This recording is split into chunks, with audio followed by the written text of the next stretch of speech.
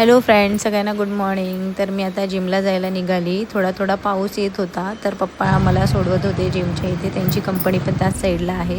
मग मी जिमला पोचले आणि मी शूज वगैरे घातले आणि त्यानंतर मी वर्कआउट केलं. वर्कआउट झालं आणि घरी जायला निघाले, तर थोडाफार पाऊस पडत होता. सो आज मी काही गाडी नव्हती आणली, तर चालतच जात होती. रस्त्यातच मला एक क्यूट पप्पी दिसला आणि वॉक करत जाते, बिकॉज मग तेवढंच आपलं वॉकिंग पण होऊन जातं.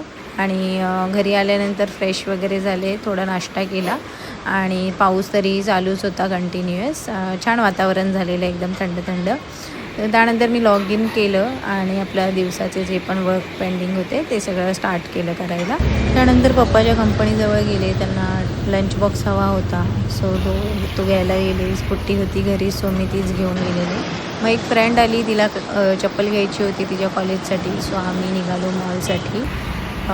तिच्या गाडीचं पेट्रोल संपलेलं, सो ती पेट्रोल भरत होती.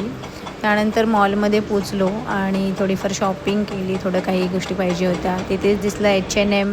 सो आम्ही H&Mमध्ये गेलो आणि तिथे एक मस्त सेल चालू होती. खूप साऱ्या प्राईस ड्रॉप झालेला, एंड सीझन सेल म्हणून चालू होतं त्यांचं. सो खूप सारे चांगले आउटफिट्स तुम्हाला हाफ प्राईजमध्ये, लिटरली हाफ प्राईजमध्ये मिळत होते.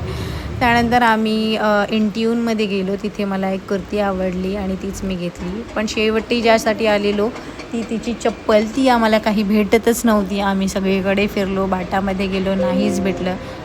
शेवटी कंटाळून म्हटलो चला आता काही अर्थ नाही इथे टाईमपास करून, बिकॉज मी आलेले 2 तास घेऊन माझ्या कामावरून.